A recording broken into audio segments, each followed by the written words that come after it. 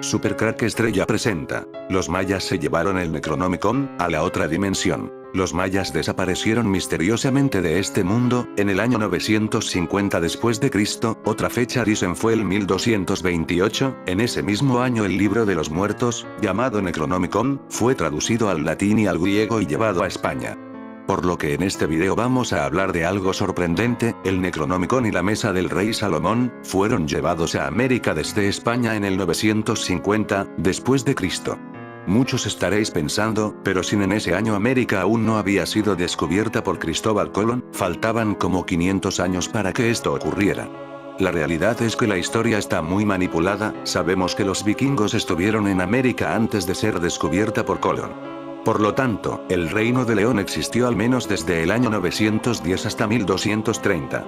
Durante la mayor parte de ese tiempo, fue el principal poder político de la península, y fue el encargado de enviar el Necronomicon y la mesa del rey Salomón a los mayas en el 950, para esta misión se pudieron valer de los vikingos, que ya conocían la ruta hacia América, de todas formas también los mayas disponían de tecnología avanzada para llegar a León, España.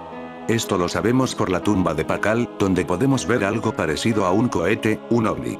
Sabemos, por lo tanto, con datos que el libro Necronomicon fue traducido al latín y al griego, en el mismo año que los mayas desaparecieron para irse a otra dimensión, esto ocurrió en el año 950 después de Cristo, y esto es muy importante porque este libro el Necronomicon, era muy importante para que los mayas pudieran atravesar esa dimensión, según los faraones egipcios y monjes de Egipto, para que los faraones pudieran pasar a la otra vida, el más allá, el mundo de los muertos, la otra dimensión era necesario morir antes, y es aquí donde entraría en acción el libro Necronomicon, ya que una vez en la otra dimensión usarían el Necronomicon para resucitar. Otras fechas de la desaparición de los mayas para ir a la otra dimensión fue los registros climáticos muestran que la precipitación disminuyó drásticamente durante la mayor parte del siglo, en el período entre 1020 y 1100 después de Cristo, y esto encaja perfectamente con las fechas del colapso de los mayas del norte, deducidas arqueológicamente. Si el primer período de sequía había acabado con los mayas en el sur, el segundo puede haber provocado su desaparición en el norte. Entre 1020 y 1100 después de Cristo los mayas fueron a la otra dimensión y la traducción ficticia al latín según Lovecraft fue la realizada por Olaus Wormius en el año 1228. Previamente la Iglesia Católica lo condenó como libro maligno en 1050, ambas fechas son coincidentes, las dos cosas ocurrieron en el mismo año y tiempo, entre 1020 y 1100 después de Cristo desaparición de los mayas y el 1228 a 1050 el libro Necronomicon traducción al latín. Asombrosamente, esta fecha también coincide con la otra fecha que dicen que fue traducido el Necronomicon al latín, está en distintas teorías de cuándo ocurrió esto coinciden en el tiempo las teorías. La traducción ficticia al latín según Lovecraft fue la realizada por Olaus Wormius en el año 1228. Previamente la Iglesia Católica lo condenó como libro maligno en 1050. El Alasife. Las copias del Necronomicon, el libro de los muertos que los mitos de Lovecraft sitúan en el Reino de León. La ciudad de León es referenciada en España en las historias del escritor estadounidense H.P. Lovecraft como la sede donde se podían encontrar dos copias en castellano antiguo del Necronomicon, el libro de los muertos. De los primero engendrados, escrito está que esperan siempre al umbral de la entrada, la dicha entrada se encuentra en todas partes e en todos tiempos. Alasife. León, 1300. León albergaba dos copias del Alasife, el libro de los nombres muertos del famosísimo universo literario de terror de H.P. Lovecraft. Esta es la afirmación que multitud de páginas de internet y enciclopedias del universo de horror cósmico del escritor estadounidense proclaman desde hace décadas colocando a la urbe legionense de nuevo como un centro de misterio y poder en la imaginación humana. ¿Cómo es posible que esta pequeña ciudad del noroeste de España parezca tan mistérica? La presencia del Alasife, la forma española de llamar al Necronomicon de Lovecraft, se sumaría a que es y esto sí está certificado la cuna de la cábala y la alquimia, y que se hizo famosa hace unos años al conocerse la hipótesis histórica de poder ser el lugar donde se escondía desde hace 1000 años el Calix Domini, la copa del Señor, refiriéndose a la última cena de Jesucristo, que se reverenciaba como reliquia por los cristianos de Jerusalén hasta el siglo IX, que algunos creen que sería el Grial. Cuna de la cábala porque Moisés de León fue el filósofo y rabino que escribió una de sus obras fundamentales, el Zohar, el libro del esplendor.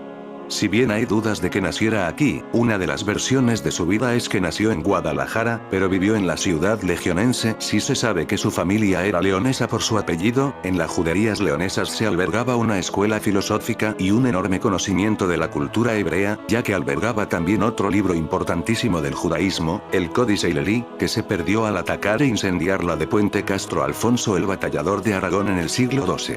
Matriz de la alquimia, porque el propio Nicolás Flamel, autor del libro de las figuras jeroglíficas, obra iniciática de esta disciplina indistinguible de la química antes de la Ilustración del siglo XVIII, reconoce que descubrió los secretos de la misma gracias al rabino Canches de León, lo que apunta a la aparentemente loca pero bien hilada y fascinante teoría del profesor de Historia del Arte de la Universidad de León César García Álvarez de que, simbólicamente, la Catedral de León sería la misma piedra filosofal por su colección de enjutas y su capacidad de transmutación de las personas según se entra en ella y se contempla la luz pasando por sus vidrieras. Y también podríamos decir que León es conocida también como la ciudad donde está el Grial, aunque esto sería imposible que Lovecraft lo pudiera conocer por dos razones. Una, que el Grial no existe como objeto tangible y puede ser tanto la copa de Cristo como la sangre de Cristo transmitida a los reyes, del francés sang real, sangre real, saldría fonéticamente Saint Grial, como referencia a la descendencia de Jesucristo, o la búsqueda constante de un objetivo importante. Y, dos, porque la hipótesis presentada en la Casa Botines de Gaudí el 26 de marzo de 2014, la de que León escondía desde hace casi 1000 años el primer cáliz que se creyó que era de Cristo, indicaba que había pistas contundentes para pensar que el cáliz de Doña Urraca albergado en San Isidoro podría corresponderse con la reliquia del Calix Domini que veneraban los primeros cristianos en Jerusalén. No casa en el tiempo, pero suma al misterio. Aunque haya discusiones infinitas sobre la validez de la proposición de esta línea de investigación. Entonces, ¿qué razones hay para pensar que Lovecraft señalaría a León como lugar donde se custodiaba el libro más importante de todos sus relatos? ¿Qué hay de cierto en ello? En este reportaje de metaficción contaremos con sabios, expertos y diletantes para desvelarlo. ¿Qué es el Alasife y el Necronomicon? El Alasife es la supuesta versión en castellano del Necronomicon, literalmente el libro de los muertos, un grimorio de magia negra que se refiere al mundo de los profundos que creó H.P. Lovecraft para su serie de novelas de terror a primeros del siglo XX, con su nombre principal es mencionado por primera vez en el cuento La ciudad sin nombre de 1921, donde también se indica que su autor fue el árabe loco Abdul al-Azraq, un seudónimo utilizado por el autor desde su juventud. Se dice que los manuscritos originales fueron pasados a limpio y publicados bajo el título de Kitab al-Asif, que significa el rumor de los insectos por la noche, sonido que en el folclore arábigo atribuye a demonios y malos espíritus, y en ellos se incluían conjuros y revelaciones que supuestamente al-Azraq había recibido durante su exilio en el desierto de manos de unos misteriosos seres de otro mundo. Se dividiría en 4 partes bien diferenciadas. La primera de 42 capítulos y sobre las grandezas de los primigenios y sus legiones y narra el esplendor de los dioses. La segunda, de 19, se refiere a lo acontecido en el año de la muerte y describe al temido Nyarlathotep. La tercera, de 36 capítulos, se referiría a la magia, secretos y rituales. Y la cuarta parte, que no está dividida en capítulos, describe lo escrito en el libro del destino, anunciando lo que sucederá en la Sagrada Orden. Las versiones en castellano que albergaría León habrían sido 2. Una manuscrita de finales del siglo XIII y principios del XIV, fechada convenientemente en 1300 y otra, impresa, de 1498, época en la que no está certificada la presencia de una imprenta oficial en la ciudad. Es importante mencionar aquí la versión castellana conocida como Alasife, realizada en León hacia el año 1300, y que F. Torres Oliver descubrió en el archivo histórico de Simancas.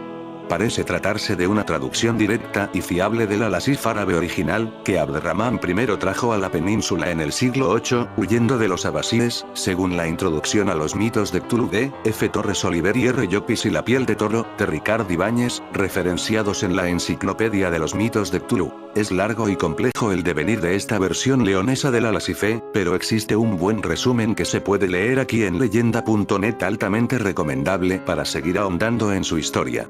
En este se explica que Abd al-Azra escribió en el 730 el Al-Asif y que, o resumiblemente, el libro pasa a manos de la dinastía Omeya gobernante, pero que llega en el 755 a la península ibérica con Abderramán I, último de los Omeyas. Con la captura de Córdoba en 1236 el libro se trasladaría a Salamanca y aproximadamente en el 1300 se crearía la edición leonesa en castellano.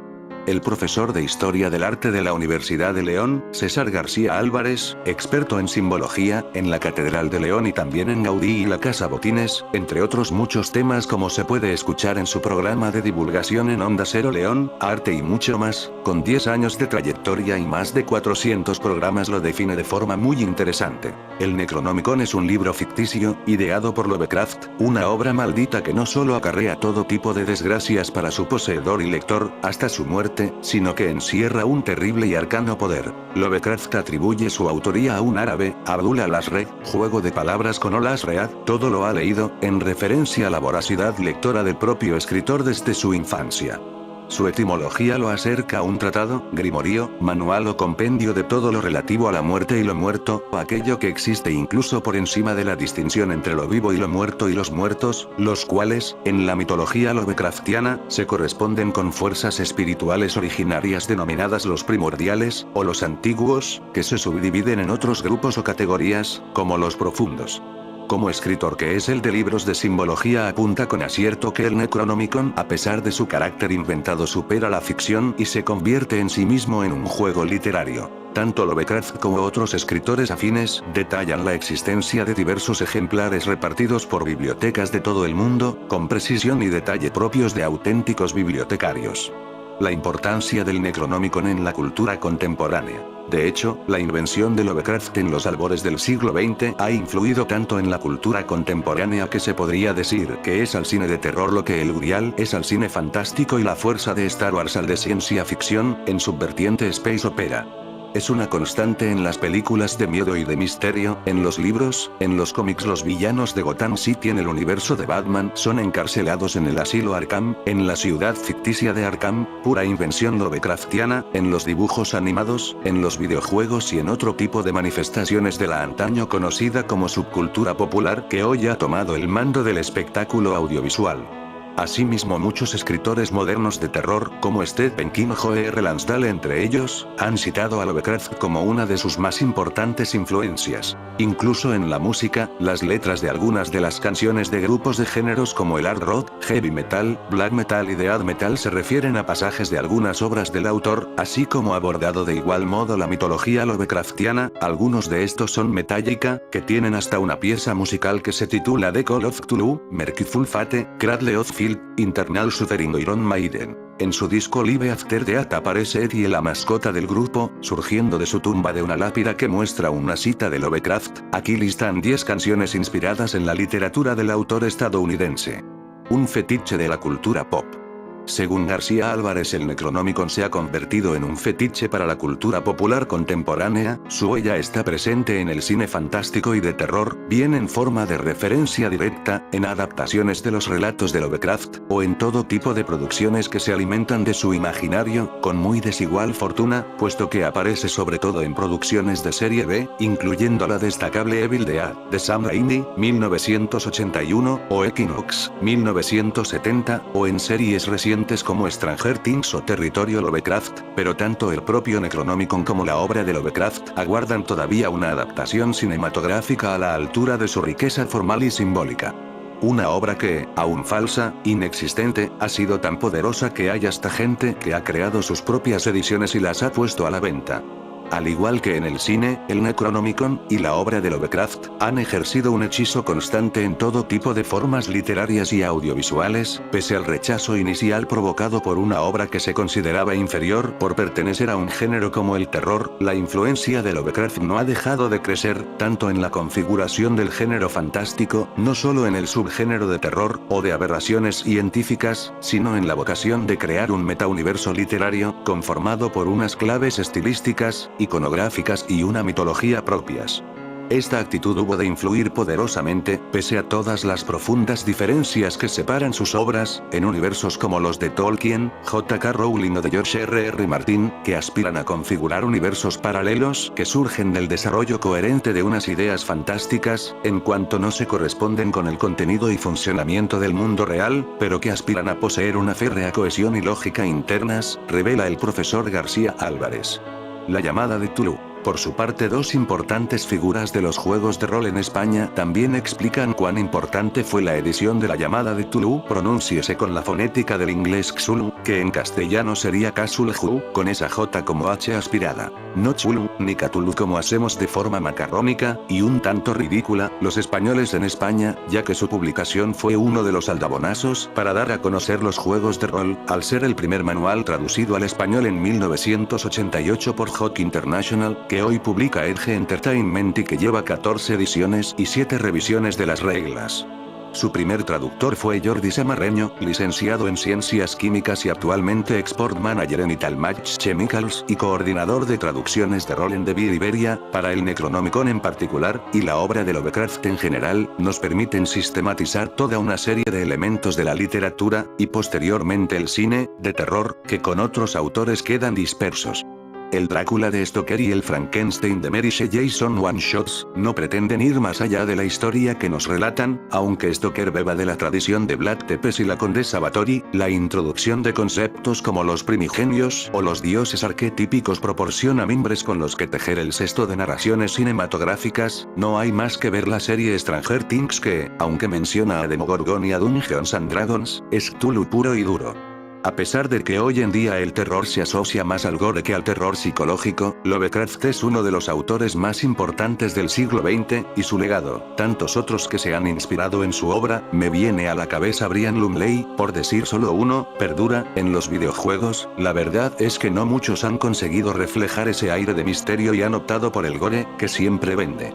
Por su parte, el también creador de este tipo de juegos, que son en esencia una especie de teatro del azar con reglas y tiradas de dados para superar retos totalmente imaginarios, nada que ver con la injusta mala fama que tuvieron en los 90, que se han convertido en uno de los mayores exponentes del ocio inteligente y cultural juvenil, Ricard Ibáñez, indica que el libro de los nombres muertos es una obra originalmente ficticia que usó Lovecraft para encuadrar sus relatos de horror, aparte de ser un maestro con el uso de los adjetivos y saber inspirar como nadie una atmósfera opresiva y asfixiante en sus textos, creó toda una mitología propia, huyendo de los convencionalismos de la novela gótica como los vampiros, hombres lobo, y espectros, creando una caterva de seres completamente ajenos a la humanidad, y por lo tanto más terroríficos que los viejos monstruos habituales. Ibáñez es el creador de Aquelarre, el primer juego de rol español que se centra más en las leyendas y misterios de la Hispania medieval de los siglos XIII y XIV. Digamos que otro trasunto de lo mismo, pero con mitos patrios. Publicado por primera vez en 1990, también por la editorial barcelonesa Hawk International, ha tenido varias ediciones en sus 30 años de vida. El Necronomicon se ha convertido en todo un icono de la cultura friki, aparte de aparecer en las obras de todos los autores del llamado Círculo Lovecraft. Su nombre, como sinónimo de texto arcano, prohibido y sobre todo maldito, ha aparecido referenciado infinidad de veces. Es el Necronomicon el libro que está buscando Ash Williams en la película de 1992 Army of Darkness. Aquí en España el Ejército de las Tinieblas también aparece en videojuegos como Doom. No en vano uno de sus guionistas fue nada menos que Sandy Petersen, el autor del juego de rol La llamada de Cthulhu. Comenta: aunque es un libro falso, es fácil encontrarlo en el mercado. Existen, por lo menos, 3 reescrituras del mismo, algunas más serias que otras, aunque, por supuesto, es dudoso que se pueda invocar a algún horror cósmico con cualquiera de ellas, ironiza el también escritor de novelas y autor también del juego de rol del Capitán a la Triste. ¿Cómo se juega? En el juego de rol de los mitos de Lovecraft, los participantes se reúnen en torno a un árbitro que prepara una aventura y gestiona el cumplimiento de las reglas, al que se llama el guardián, y que tiene un libro de reglas propio. Los personajes tienen una serie de características determinadas indicadas por unos números porcentuales que, en momentos de tensión o peligro, se confrontan a una tirada de un dado de 100, que se realiza con 2 dados de 10, el primer resultado como decenas y el segundo como unidades. Los jugadores tienen otro libro de reglas, llamado Guía del Investigador. Si el número es inferior a lo que la ficha de personaje tiene como habilidad, digamos conocimiento bibliotecario, conseguirá su objetivo, en este caso encontrar un libro crucial para la investigación.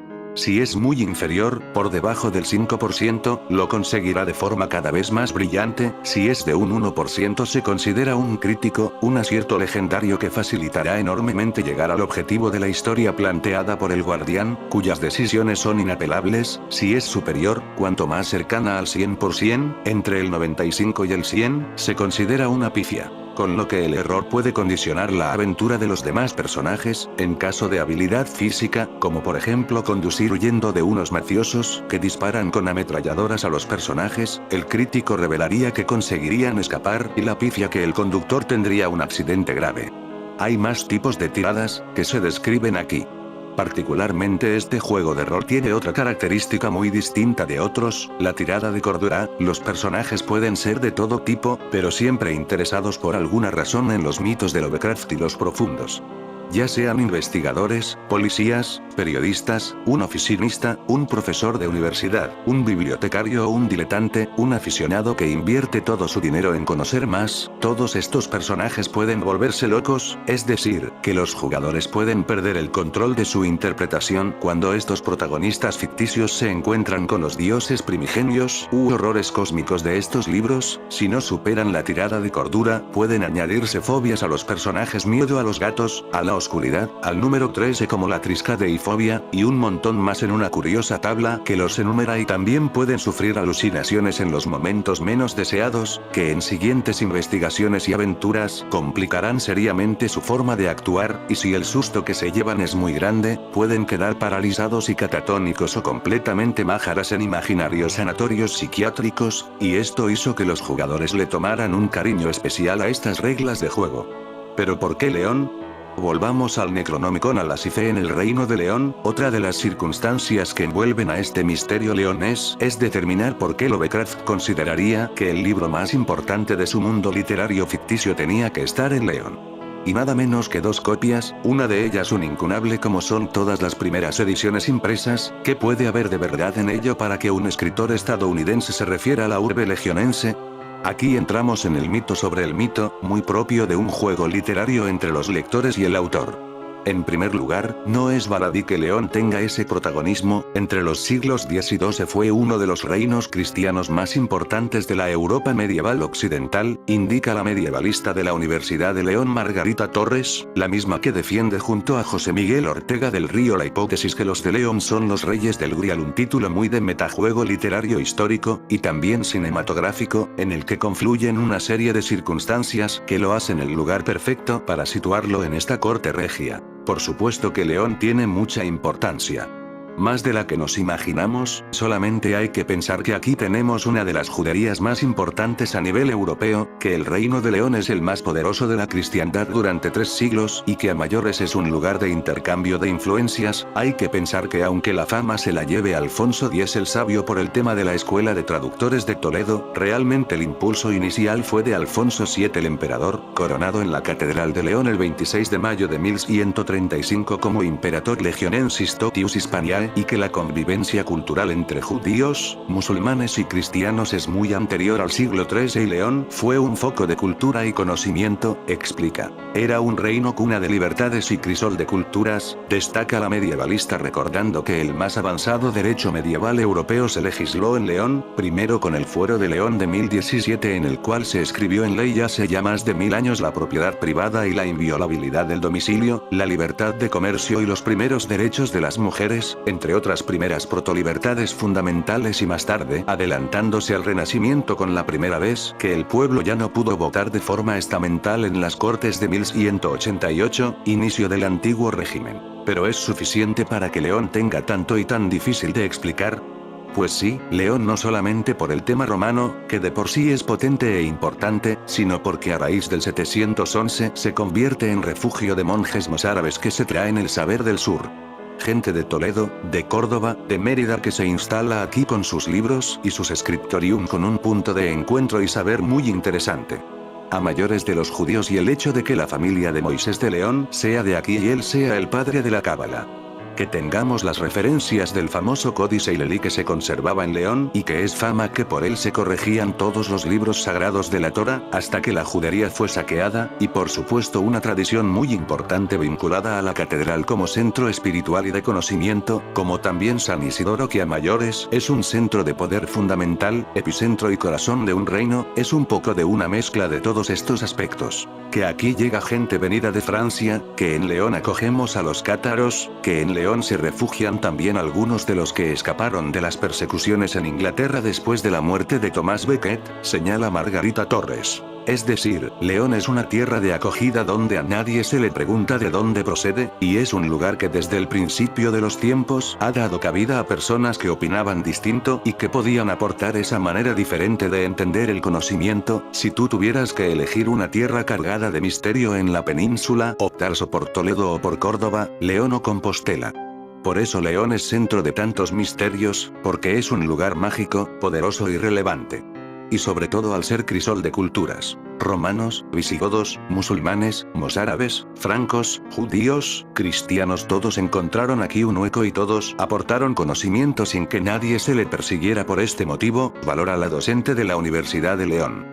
Algo en lo que coincide también el conocido y admirado profesor de Historia del Arte en la Universitas Legionensis, César García Álvarez. León ocupa un lugar muy importante en un gran número de tradiciones simbólicas y herméticas, ligadas a los saberes herméticos, y en especial a la alquimia y la cábala, pero también la magia o la astrología. Es muy significativo que la primera de esas copias se ubique cronológicamente en las fechas de finalización de la catedral gótica, y la otra, a finales del siglo XV, en los años de construcción de la antigua librería catedralicia, actual capilla de Santiago o de la Virgen del Camino. Es tan fascinante como improbable que Lovecraft hubiera tenido noticia de dos hechos ligados a la fecha de esas dos copias. En primer lugar, la riquísima iconografía simbólica presente en el templo gótico, y, especialmente, en las enjutas, en las cuales aparecen una gran cantidad de criaturas fantásticas, monstruos e híbridos que guardan una gran similitud con parte del imaginario mitológico descrito por Lovecraft. No hay que olvidar, tampoco, que durante esos mismos años, se está elaborando, por parte de Moisés de León, el Zohar, el Libro del Esplendor, obra capital de la Cábala, cuyo sentido profundo es la exacta inversión del Necronomicon, puesto que muestra, entre otras muchas realidades espirituales, los caminos que conducen el alma hacia la plenitud de la luz divina y la vida eterna.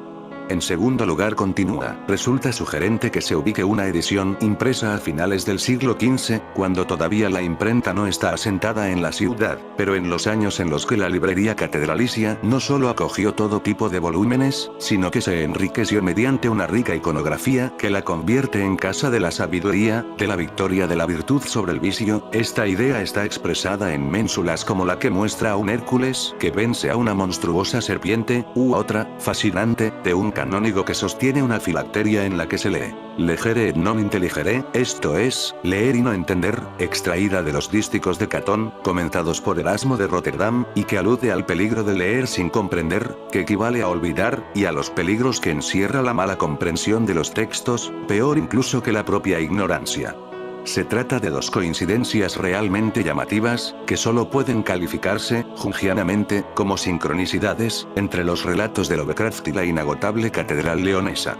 Otras fechas de la desaparición de los mayas para ir a la otra dimensión los registros climáticos muestran que la precipitación disminuyó drásticamente durante la mayor parte del siglo, en el período entre 1020 y 1100 después de Cristo, y esto encaja perfectamente con las fechas del colapso de los mayas del norte, deducidas arqueológicamente. Si el primer período de sequía había acabado con los mayas en el sur, el segundo puede haber provocado su desaparición en el norte. Asombrosamente, esta fecha también coincide con la otra fecha que dicen que fue traducido el Necronomicon al latín. Está en distintas teorías de cuándo ocurrió esto. Coinciden en el tiempo las teorías. La traducción ficticia al latín según Lovecraft fue la realizada por Olaus Wormius en el año 1228.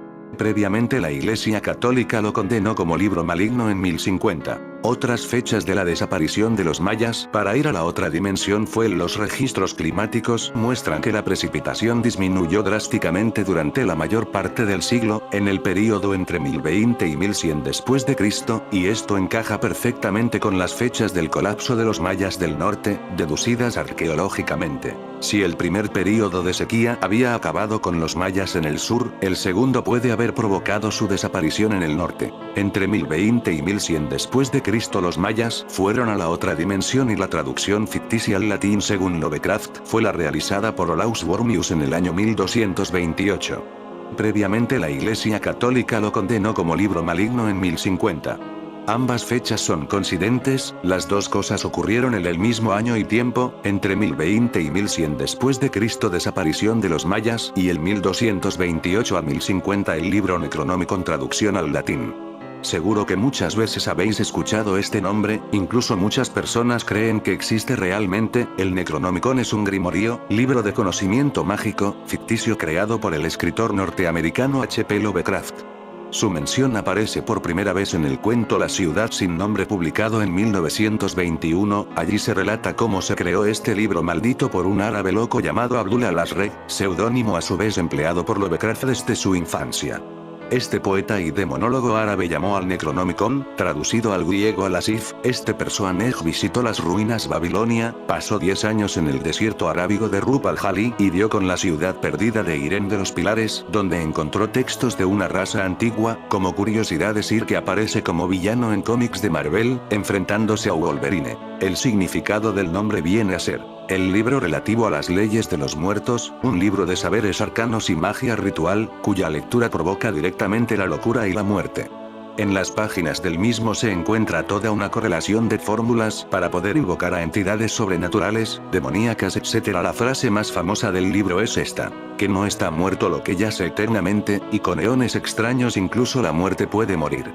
La traducción ficticia al latín según Lovecraft fue la realizada por Olaus Wormius en el año 1228, previamente la Iglesia Católica lo condenó como libro maligno en 1050. Lo maravilloso del caso, es la capacidad de Lovecraft de dotar de realismo la existencia de algo que no simplemente no existe, dando datos de traducciones, ubicaciones en bibliotecas de todo el mundo, ejemplares perdidos etc. Si trasladamos el Necronomicon a la cultura popular, encontramos referencias de todo tipo. Destaca en el ámbito cinematográfico la serie de películas de Evil Dead, que se conoció en su primera parte en nuestro país como Posesión Infernal. En el ámbito musical, multitud de bandas hablan de Lovecraft, se inspiran en él para crear sus composiciones. Desde Metallica, Black Sabbath, pasando por Opeth hasta llegar a Mercyful Fate o Cradle of Filth. Hay alguna banda de metal que se llama como El Libro de Marras, un grupo de thrash metal alemán y otro de black metal canadiense son los más destacados. El 15 de junio de 1952, el arqueólogo mexicano Alberto Ruiz de Luillier y su equipo realizaron un magno descubrimiento en el Templo de las Inscripciones de Palenque, Chiapas. Encontraron la tumba del gobernante maya, Quinichxanat Pacal, mejor conocido como Pacal el Grande. El descubrimiento de la tumba se realizó bajo una escalera de 45 escalones, esta contaba con una lápida utilizada como tapa del sarcófago con los restos de Pacal y la ofrenda que se le otorgó por gobernar. Hasta el momento es considerado el monumento funerario más importante de Mesoamérica y de la cultura maya. El rostro de Pacal estaba cubierto por una mascarilla de jade, aunque al momento de ser descubierta esta se encontraba rota. Actualmente se exhibe en el Museo de Antropología de México. Con relación a la ofrenda que acompañaba al cuerpo, esta estaba conformaban por más de 3000 piezas de jade, vasijas de diferentes materiales y 2 cabezas modeladas en estuco. Lo que más ha llamado la atención de este descubrimiento y que le ha abierto las puertas a diversas teorías, es lo que está labrado en la lápida. En una primera instancia y de forma oficial, los arqueólogos afirman que se reprodujo la figura de un hombre con atuendo maya. Sin embargo, diversos personajes, alrededor del mundo, afirman que no es una figura maya, sino un hombre sentado en una nave espacial. Esta última idea corre a cargo, principalmente, del novelista de ciencia ficción y científico ruso, Alexander Kazantsev, que asegura que en la lápida lo que está presente es la figura de un hombre astronauta en posición vertical controlando una nave espacial, por lo que se trataría de un viajero en el tiempo. Él afirma que es una figura humanoide y que las manos están colocadas sobre un tablero de mando, que en la nariz se ubica un instrumento para la circulación de oxígeno y en la parte trasera de la nave se distinguen las llamas del cohete debido a la propulsión que genera, a la par de observar botones y controles. Estas afirmaciones, según el novelista, se comprueban porque el cadáver hallado tenía una estatura de 1,70, lo cual no corresponde con las características generales que se han estudiado de los antiguos mayas, pues estos no rebasan, en su mayoría, el 1,50 de altura. Mientras que el novelista suizo, Erich von Däniken, continuando con las declaraciones de Alexander Kazantsev, afirma en su libro Simples extraterrestres, que efectivamente es un hombre astronauta ya que lleva una indumentaria demasiado moderna. Inmediatamente bajo su barbilla y bien visible en la parte del escote se distingue una prenda semejante a un suéter de cuello de cisne, que se ajusta completamente al torso y acaba en unos puños estriados, lleva también un ancho cinturón con hebilla de seguridad, un pantalón de mallas gruesas y otro interior muy ajustado, que le llega hasta los tobillos. Ya tenemos al astronauta perfectamente vestido y equipado. Ambos autores sostienen que para poder interpretar correctamente la lápida, es necesario analizarla de forma vertical y con el personaje mirando a la izquierda, pues sería la forma correcta donde se puede develar el verdadero significado que oculta la tumba de Pakal. Mientras las teorías han circulado desde su descubrimiento. En el año 2010, arqueólogos del Instituto Nacional de Antropología e Historia, INMA, encabezados por Rogelio Rivero Chong, quien estuvo presente en el equipo que descubrió la tumba, han seguido estudiando no solo la cripta, sino todo el sarcófago y la ofrenda que fueron hallados. Durante su reinado, Palenque se convirtió en algo así como la Florencia maya, una ciudad de ingeniería avanzada, arte, arquitectura y prosperidad económica. Además de una curiosa máscara de jade, la tumba también guardaba una lápida con extrañas inscripciones que fascinó a sus descubridores y luego al mundo entero. Especialistas en ufología y otras pseudociencias se vieron atraídos por el hallazgo y especularon que la imagen de la lápida corroboraba la idea de que el pueblo maya tenía conocimiento de avanzada tecnología y de visitantes extraterrestres.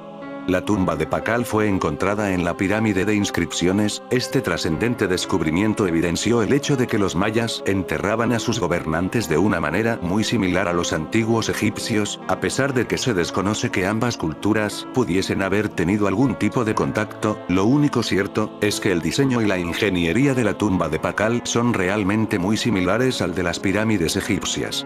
En la lápida de la tumba de Pakal se describe cómo su alma vuelve a las estrellas, lugar de donde venía. En ella se muestra al gobernante sentado sobre el monstruo solar, lo que podría representar que Pakal despegó de la Tierra en una nave espacial. Los antiguos mayas usaban palabras que entendían e imágenes que pretendían representar lo que veían. Uno podría entender que describiesen la explosión de un cohete como el rugido de un monstruo y la luz cegadora del motor como la luz del sol, de ahí el nombre de monstruo solar. Al examinar la talla, se puede ver a Pakal sentado en una posición horizontal, al igual que los astronautas tienen que estar sentados para evitar que se desmayen debido al empuje de las fuerzas de la gravedad G que se experimentan durante un despegue hacia el espacio. También parece estar manejando unos controles con las manos y unos pedales con los pies, tal como lo hacen nuestros astronautas en las cápsulas de vuelo. Incluso tiene un aparato conectado a su nariz, que probablemente le habría estado suministrando oxígeno durante el viaje. Las decoraciones del monstruo del sol se asemejan a los intrincados controles tecnológicos y mecanismos que vemos en las naves modernas. Se observan incluso las llamas y el humo de los propulsores en las bajos de la nave. Científicos de la NASA contribuyeron a esta interpretación al mencionar que en los supuestos controles que el navegante manipulaba se encontraban 16 puntos idénticos a los de los tableros de una astronave moderna. Ordoño II y Ramiro II encargados de llevar el libro Necronomicon y la mesa del rey Salomón hasta América para que los mayas llegaran a la otra dimensión. García fue sucedido por su hermano Ordoño II, 914-924, quien realizó incursiones tan profundas en Al-Ándalus que hasta las lejanas ciudades de Badajoz y del Algarve portugués se vieron obligadas a fortificarse. Tuvo que hacer frente al emir Abderramán III, que se proclamaría califa en el año 929. Ordoño obtuvo grandes victorias, como la de Castro Moros, San Esteban de Gormaz, pero también sufrió derrotas como la de Valdejunquera, 920, a pesar de haberse aliado con el pequeño reino de Pamplona. Las guerras civiles en el Reino de León. Tras la muerte de Ordoño II se sucedió una época de guerras civiles en el reino leonés. Esta etapa finalizó en el 931, con la subida al trono de Ramiro II, 931-951. Este monarca centró sus esfuerzos en Toledo, tomando varias poblaciones para establecer un cerco sobre la antigua capital visigoda. Una de estas poblaciones fue Majerit, la futura Madrid. Se fueron sucediendo las victorias y las derrotas entre cristianos y musulmanes. Harto de esta situación, Abderramán III proclamó la yihad en el año 939. Reunió además al ejército más grande de la historia de Al-Ándalus, un total de 100.000 infantes y un número indeterminado de soldados a caballo. Probablemente se disponía a borrar del mapa al Reino de León, o al menos su capital. Pero la suerte le fue adversa y Ramiro lo venció en la localidad vallisoletana de Simancas, a pesar de estar en una clara inferioridad numérica. Los musulmanes acabaron huyendo para ser nueva y definitivamente derrotados en Alándega, donde Ramiro II estuvo a punto de capturar al mismísimo Abderramán III. Estas victorias supusieron una ampliación de fronteras del Reino de León, ya que inmediatamente se cruzó el Duero y se llegó hasta el Tormes, repoblándose poblaciones como Salamanca o Baños de Montemayor. A esta campaña le sucedió un tiempo de paz, aunque poco después se reiniciaron las hostilidades. Ramiro II todavía obtendría otra victoria en Talavera, 950, aunque en enero del año siguiente renunció al trono para morir poco después. Medio siglo de desastres. Tras la muerte de Ramiro II y de su hijo Ordoño III, se sucedieron los desastres para el reino leonés. Los principales se debieron a guerras civiles, como la que enfrentó a Sancho I contra Ordoño IV o a Ramiro III contra Bermudo II. Estas circunstancias provocaron que los monarcas y los condes buscasen la paz con el califato de Córdoba, comprometiéndose al pago de tributos. Además, los vikingos acosaron las costas del reino en el año 968, aunque ya habían realizado otras incursiones desde mucho tiempo atrás. La diferencia fue que en esta ocasión saquearon toda Galicia y se establecieron allí durante 3 años, llegando incluso a Tierra de Campos. Las campañas de Almansor. Por si fuera poco, en el último cuarto del siglo X, comenzó a descollar en Al-Ándalus la figura de Almansor, allívo primer ministro de Isam II, que trató de atacar a las principales ciudades del reino leonés. Al principio no le sonrió el éxito, pero a raíz de la guerra civil entre Ramiro III y Bermudo II, 982-985, sus campañas se convirtieron en auténticos paseos militares. Así, destruyó ciudades tan importantes como Salamanca, Zamora, León, Astorga, Santiago de Compostela, Pamplona, Barcelona, etc. De todas formas, sus victorias fueron fútiles, porque a diferencia de Al-Ándalus, los reinos cristianos se caracterizaban por su ruralidad, por lo que la destrucción de las ciudades no supuso su derrota. Tras la muerte de Almansor, 1002, y de sus hijos, 1008, Al-Ándalus se dividió en multitud de reinos de taifas, y el reino de León se recuperó con rapidez. Alfonso V y el Fuero de León, 1017, es la otra teoría paralela de que pudo ser el quien envió el libro Necronomicon y la mesa del rey Salomón a los mayas. También coincide en el tiempo con la otra teoría de cuando fue traducido al latín el libro Necronomicon. Sea como sea, ambas teorías son coincidentes con el reino de León y los mayas, cambian las fechas, pero de igual manera coinciden que el Necronomicon y la desaparición de los mayas son cosas que pasaron en el mismo año. Incluso si cambiemos de teorías y años, vuelven a coincidir en el tiempo, y el reino de León y los mayas son una misma ecuación en tiempos.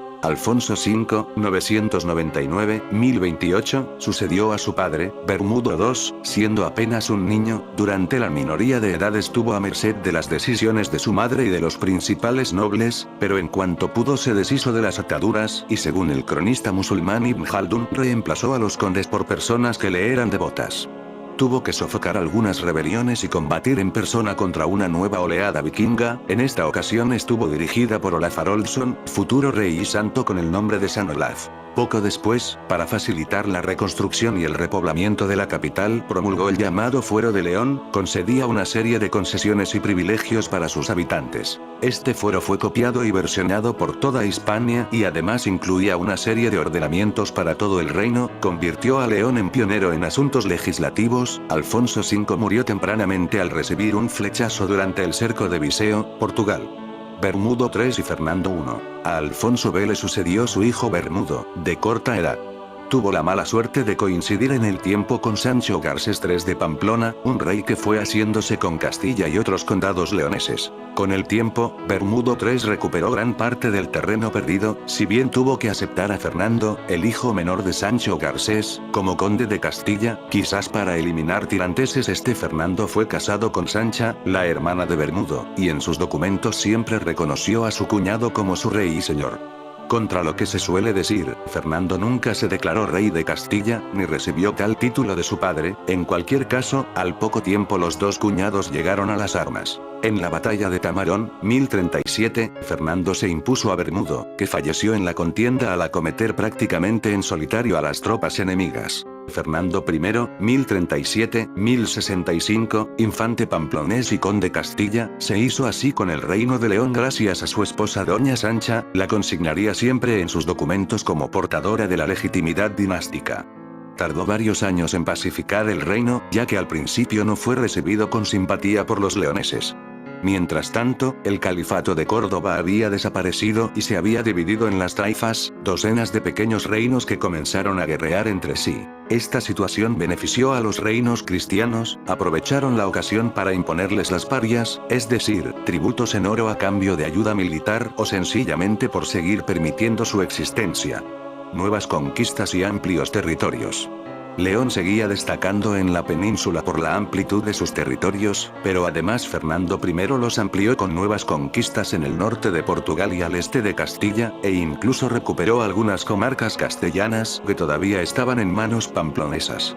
El oro que recibía de las taifas le sirvieron para embellecer el reino con construcciones como la Basílica de San Isidoro, cuyo cuerpo se trasladó desde Sevilla a León, y el Panteón de los Reyes. Antes de morir, Fernando decidió dividir el reino entre sus tres hijos varones. Al primogénito, Sancho, le entregó Castilla, es decir, el condado que había recibido de su padre. Al segundo, Alfonso, que según todas las crónicas era el hijo favorito, le concedió León, con el territorio más amplio y la capital del reino, lo que le situaba en una posición de preponderancia.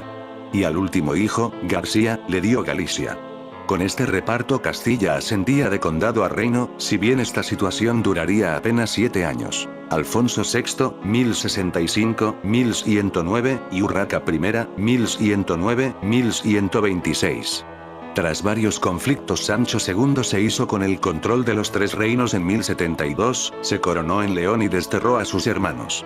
Pero su dicha duró poco, porque en octubre murió asesinado mientras asediaba Zamora, la ciudad que permanecía fiel a Alfonso VI. A su muerte Alfonso regresó del destierro y fue reconocido como único rey por todos los nobles. García, muy impopular incluso entre sus súbditos gallegos, fue encarcelado de por vida. Alfonso VI supo aprovechar muy bien las disensiones entre las taifas para lograr enfrentarlas, cobrarles parias e ir arrebatándoles territorio sin tener casi que arriesgar tropas. Un súbdito que no supo comprender esta política fue Rodrigo Díaz, el Cid, cuyas torpezas y desaires al rey le valieron varios destierros a pesar de ser el principal militar de su época. Mapa de los ataques almorávides a Alfonso VI. Mapa de los ataques almorávides a Alfonso VI. Autor: Ricardo Prieto Chao. El principal logro de Alfonso VI fue la conquista de Toledo y toda su taifa en 1085, este hecho provocó que los andalusíes llamaran en su ayuda al imperio almorávide. Los almorávides, integristas musulmanes subsaharianos que controlaba todo el norte y oeste de África, cruzaron el estrecho y obligaron a replegarse a Alfonso, si bien fueron incapaces de recuperar Toledo. El inédito reinado de una mujer en la Europa medieval. A pesar de sus 5 matrimonios y de sus relaciones extramaritales, Alfonso VI no tuvo ningún hijo varón que le sobreviviera. Así, a su muerte, 1109, le sucedió su hija Urraca. Y es aquí donde encontramos otra historia muy relacionada con la desaparición de los mayas, por su parecido. El santo grial de Doña Urraca. El emir de Denia fue el único que envió víveres a la población egipcia, hambrienta por la sequía del año 1054. El segundo hace referencia a un texto perdido del historiador árabe Ibn al-Kisti, 1172-1248, es decir 2 siglos antes, sobre la entrega del cáliz por parte del emir a Fernando I de León, 1016-1065, para firmar con él la paz, evitar la conquista y encontrar un aliado. A Torres y Ortega se les encendió la bombilla. ¿Podría haber pasado la reliquia por León? ¿Podría estar aún en León? Después de seguir con las pesquisas, dilucidaron que el regalo del emir había pasado a manos de la hija de Fernando I, Urraca de Zamora, la misma que mandó construir un Cristo de oro, y uno de los objetos más preciados por la infanta leonesa, conservada en la Colegiata de San Isidoro de León, es un cáliz compuesto por 2 copas de ónice, como indicaban los primeros textos que mencionaban el Santo Grial, unidas por la base y adornadas en el siglo XI con oro, piedras preciosas y un camafeo de imitación romana sobre el grabado de In nomine Dei Urraca Ferdinandi, en nombre de Dios, Urraca de Fernando. Los historiadores leoneses consiguieron los permisos para que un orfebre desmontase el cáliz y se encontraron con la muesca de la que habla el papiro de Saladino. ¿Será o no será? A mí me ha supuesto una aventura maravillosa, reconoce Torres en Onyx. Los reyes del Grial, lo que tienen claro es que es un objeto judío, diseñado para el pueblo judío, utilizado por un judío, que era Jesucristo, utilizado en una ceremonia importante para ellos, es un objeto que se convierte en el epicentro de la Eucaristía, que es el corazón del cristianismo y ha conseguido salvar los vaivenes de la tercera religión monoteísta, que es el Islam, y que fue protegido por él, y alguien tan grande como Saladino confió en él y alguien como el emir de Denia ayudó a que llegase a su destino. León. No solo desaparecieron los mayas, también desapareció el Cristo de Otero. El Cristo del Otero, el más grande de Europa, y el segundo más grande del mundo, guarda su historia. Su estatua fue construida por uno de los escultores más famosos de España del siglo XX, Victorio Macho. Y su historia, nos la contaron hace un par de años en televisión, en Cuarto Milenio. Sin embargo, ¿quién sabe que hace más de 800 años hubo otro Cristo del Otero en otro cerro al lado del actual? Una estatua más grande que la actual, aunque no era de granito. Nos remontamos al año 1171, año en que nació la reina de Castilla doña Berenguela, hija del rey Alfonso VIII. A ambos les encantaba la ciudad de Payantía, nombre romano de la actual Palencia. Vinieron a visitarla varias veces, y en una de ellas, cuando empezó a tomar forma el proyecto que ella deseaba, erigir una colosal estatua del corazón de Jesús en el cerro más alto de la ciudad, pese a estar algo más alejado del casco histórico, de 30 metros de altura y 5 metros de diámetro en la base. Aquí surge una pregunta: ¿cuántos años tenía doña Urraca? Si nació en el 1171, y el Cristo de Oro desapareció en el 1344, ella tenía que tener 173 años nada menos. ¿Será este otro misterio que tenemos que investigar? Ya que doña Urraca tenía el Santo Grial, es posible que fuera inmortal. Pero repito la pregunta, aquí surge una pregunta: ¿cuántos años tenía doña Urraca? Si nació en el 1171, y el Cristo de Oro desapareció en el 1344, ella tenía que tener 173 años nada menos. La estatua fue de oro, se veía desde los 4 puntos cardinales dado el reflejo del astro rey sobre ella, pesó más de 11.000 toneladas y trajo grandes riquezas a la ciudad, debido al peregrinaje. Pero, ¿qué fue lo que ocurrió para que esa estatua no llegara hasta nuestros días? Los payantinos nos hicieron llegar después de más de 700 años un papiro envejecido por el tiempo en el que se narra lo siguiente. Una tarde, el cielo se cubrió de nubes amenazantes, desencadenándose una tormenta como las que nunca hubo, donde el estruendo de los truenos hacía temblar las casas, donde las cataratas provenían del mismísimo cielo, inundando la ciudad y sus campos. La tormenta se alargó durante toda la noche, y fue tal la dimensión de la tormenta, que los payantinos optaron por encerrarse en sus casas con el cerrojo echado y asegurado, mientras trozos de hielo, del tamaño de un puño, caían del cielo mezclándose con la lluvia, cayendo sobre los tejados.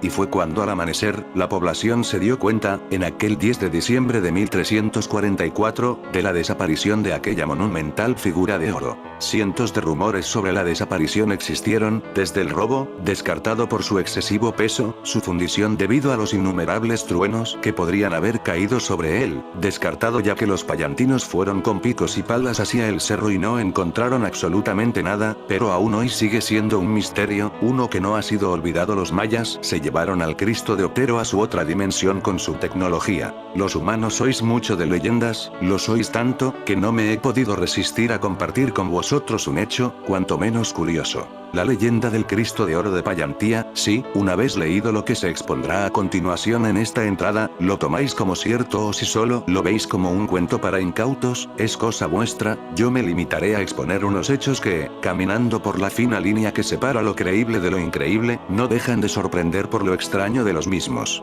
Comencemos. En el año de los humanos cristianos de 1171 nacía en Payantía una niña. Esta niña, Berenguela, estaba destinada a ser reina de Castilla. Algo lógico, según las leyes que unos humanos imponen a otros, pues era la hija del rey Alfonso VIII.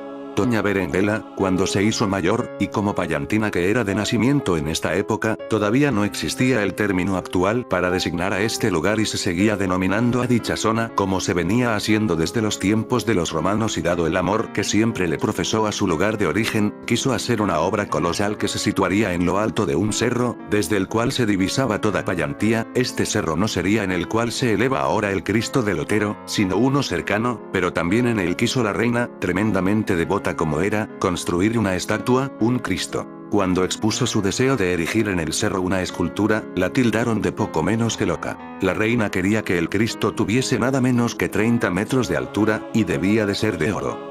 Una construcción colosal que sería un regalo a la propia Payantía, un homenaje a las creencias cristianas de la mayoría de los habitantes de lo que entonces era su reino. El hecho de que sus cortesanos y consejeros más afines pensasen que estaba loca, no quiere decir que se lo expresasen directamente. La locura hubiese sido enfrentarse a los deseos de la reina.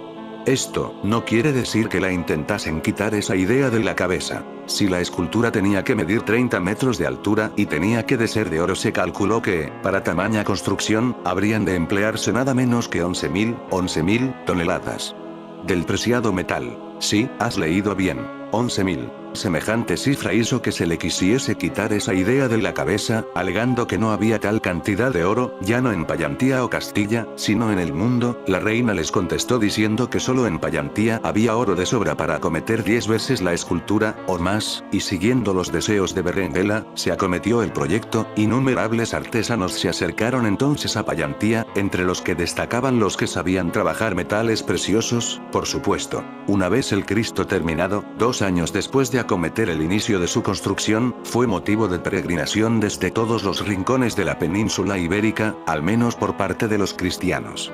Payantía se llenó de miles de visitantes que dejaban en el lugar sus buenos dineros, pero cuando los peregrinos llegaban hasta él no se les permitía acercarse, solo contemplarlo de lejos, ya que se puso a guardar el Cristo a una jauría de perros de presa. 30 payantinos, uno por cada metro de la escultura, grandes, fuertes y armados, custodiaban la imagen para que nadie, cristiano o no, intentase robar alguna parte de la áurea imagen. Tiempo después, mucho tiempo después, la noche del 10 de diciembre de 1344, una tormenta terrible cayó en el lugar. A la mañana siguiente no había ni rastro del Cristo. Tras las lamentaciones y las pesadumbres por haber perdido el Cristo, oraciones y rezos bañados en lágrimas elevadas al cielo incluidas, los payantinos pasaron a ver aquella pérdida como una oportunidad.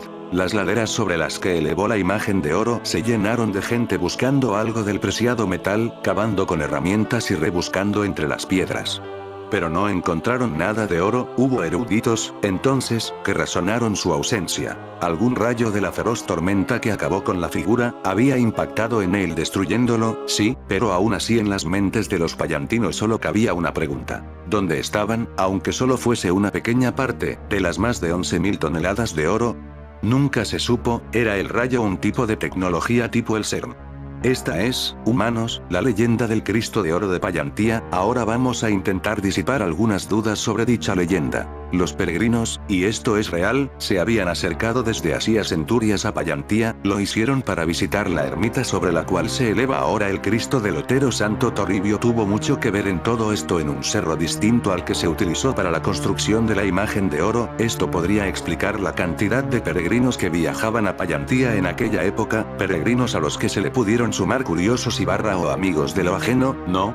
Un Cristo de oro no deja de resultar algo que llame la atención, y más si mide 30 metros. Todo esto, obviando otro hecho real. Payantía era en aquella época uno de los centros neurálgicos del reino de Castilla. Continuaba así, con un cometido que venía desde los tiempos de los romanos, cuando la península ibérica era conocida como una provincia romana, Hispania.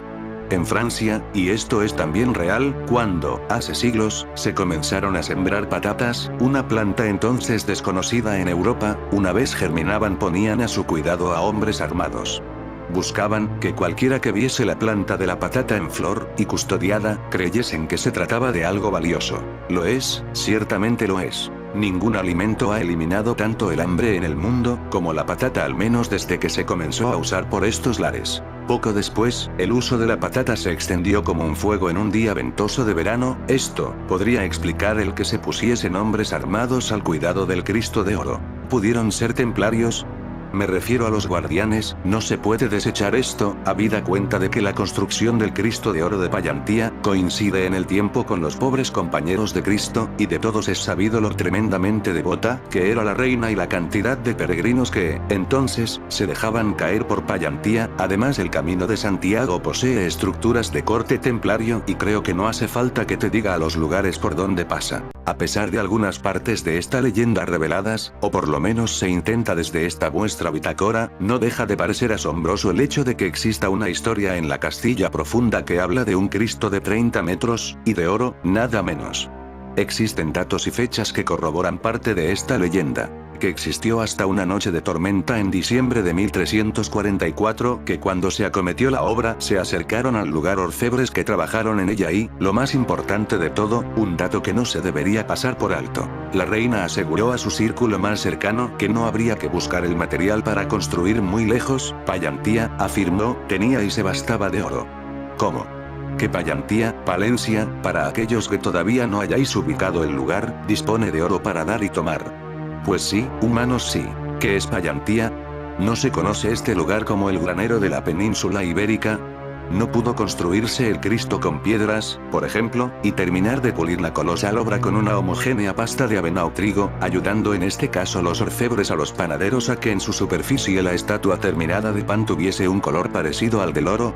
¿Acaso la corteza del pan, una vez sacado del horno, es azul, rosa o grana? No se puede asemejar la corteza de dicho pan al color del oro si se vigila y se saca en el momento exacto del horno.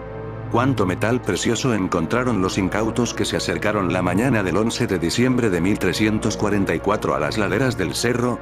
¿Acaso alguien, de entre los peregrinos, se pudo acercar a la estatua para verla? De haberse construido de oro, aunque los rayos de la tormenta hubiesen derribado la escultura, o incluso parte se hubiese fundido, donde estaba, aunque solo fuese una pequeña parte, de las más de 11.000 toneladas del precioso metal. La teoría es que los mayas se la llevaron a su dimensión con su tecnología. No hacía mucho tiempo que los mayas habían abandonado la nuestra, y conocían muy bien lo que era España, por su conexión con León. Pan. La estatua era de pan. O al menos fue el pan, lo que se utilizó para ligar parte de la estructura, y pulirla en su parte más superficial. ¿Y cómo se pudo mantener en pie y refulgente durante más de 100 años si solo era pan? Recordad que no dejaban que se acercase a nadie a ella. Tened en cuenta también, que los orfebres y panaderos bien pudieron pulir la superficie cada vez que las inclemencias del tiempo la desgastaban, protegidos por 30 aguerridos y temibles payantinos armados hasta los dientes. Cereales. Trigo, avena, cebada. Cereales para hacer pan. Pan que alimenta y quita el hambre, como la, vilipendiada por los ignorantes, pobre y humilde patata. Si Berenguela fue una buena o mala reina, será algo que deben decidir los eruditos y estudiosos de la historia de la península ibérica. Pero de lo que yo no tengo duda es de que fue una genial estratega social. El turismo en Payantía entonces, sumándose los que peregrinaban a la ermita donde se cobijó Santo Toribio siglos atrás, a los que querían contemplar el Cristo de oro, fue enorme. Y si hay turismo, hay dinero. Aunque muchos lo hicieran engañados para ver una imagen de cereales molidos, fermentados y amasados con agua, cereales que sirven para hacer pan, pan que quita el hambre desde antes de la llegada de la patata. Y aquello que quita el hambre, humanos míos, vale más que el oro. La exclusiva de la eternidad. Al principio, no obstante, la eternidad fue una cosa de pocos, o más bien de uno. El faraón, durante todo el imperio antiguo, y antes, solo el rey subía al cielo, es decir, en el transcurso de unos 1000 años, la eternidad fue una exclusiva del soberano, hasta que llegó el libro Necronomicon. Eso sí, los egipcios también tenían su lado práctico y una eternidad en soledad, más que un premio corría el riesgo de convertirse en una condena. Por eso, el faraón otorgaba este privilegio a sus más allegados. De esta manera, podrían seguirlo y servirlo en el más allá. Una prueba de esta eternidad delegada la encontramos en las mastabas construidas al resguardo de las pirámides. Sus moradores buscaban así la protección de su faraón en el Duat, el reino de los muertos. El faraón, no obstante, no pudo mantener eternamente su exclusiva eternidad. En el transcurso de la revolución social que supuso el fin del imperio antiguo, hace casi 4200 años, el logro irreversible del pueblo fue acceder a los derechos religiosos y, muy especialmente, a la vida de ultratumba. Ahora nos puede resultar chocante este interés escatológico, del griego eschatos. Último. No confundir con la otra definición, pero en la antigüedad se trataba de una cuestión de vital importancia. Así pues, hasta el más pobre morador de Kemet, la Tierra Negra, símbolo de fertilidad, tal y como denominaban a Egipto sus antiguos habitantes, podía convertirse en Osiris, el dios que renacía cada año a partir de la crecida del Nilo, es decir, el dios de los muertos era, también, el dios de la vida, juicio y paraíso. Una vez revelados los secretos religiosos, todos los fallecidos accedían ya, guiados por Anubis, al tribunal de ultratumba, presidido por Osiris. El difunto debía hacer una confesión negativa, tremendamente larga y que entraba en detalles increíbles: no he cometido crímenes, no he permitido que un servidor fuese maltratado por su amo, no he hecho sufrir a otro, no he provocado el hambre. No he hecho llorar a los hombres, mis semejantes. Estas negaciones ayudan a entender la moral sorprendentemente humanista que regía la sociedad del antiguo Egipto. La balanza, que más tarde se convertiría en el símbolo de la justicia, pesaba su corazón. Si se mantenía en equilibrio con la pluma de la verdad, de la diosa Maat, significaba que el difunto era justo de vos, es decir, que no había mentido, y podía acceder al reino de los muertos. Si no pasaba la prueba, se las veía con Amit, una bestia con cabeza de cocodrilo, piernas de hipopótamo y cuerpo de león, llamada la devoradora de los muertos. No hace falta añadir nada más, solo una cosa: el juicio no discriminaba entre ricos y pobres, poderosos o siervos, ni valían los sobornos o pagos, solo accedía al reino de Osiris quien se lo había ganado en vida. Pero en ese mundo de Osiris era necesario el libro del Necronomicon para resucitar en el otro lado a los muertos. ¿Y dónde iban a parar los justos de vos? Pues a los campos de Yaru, un término que los griegos adaptarían convirtiéndolo en los campos elíseos. Yaru se ha traducido tradicionalmente por cañas, pero en realidad se trata de chufas. Por tanto, se puede decir que el presidente de la República Francesa vive en un campo de chufas, aunque difícilmente se pase el día bebiendo horchata. Los egipcios, en cambio, sí vivían eternamente en un mundo dulce y goloso. Esos campos nada tenían que ver con los de los griegos, donde vagaban las almas en pena, ni con el paraíso cristiano, donde no se sabe muy bien qué se hace. El Yaru egipcio era dinámico y sus habitantes se dedicaban eternamente a vivir como lo habían hecho en vida. El campesino seguía siendo campesino, y el faraón, eso sí, otra vez sacaron a relucir su sentido práctico y mágico de la vida creando los useptis, unas figuritas que se incluían en el ajuar funerario y que acudían a trabajar en nombre de los difuntos. Bien se merecían una buena vida eterna, pero no deja de ser curioso que los hombres y mujeres del antiguo Egipto se esforzaran en perpetuar su estilo de vida en el más allá, lo que da a entender que se trataba de una civilización feliz, muy diferente al carácter sumerio, hitita, babilónico, acadio o incluso judío, todos ellos sin paraíso. No en vano, también llamaban a su país Tameri, es decir, tierra amada. En fin amigos de Supercrack Estrella, si el video te gustó pulgar arriba.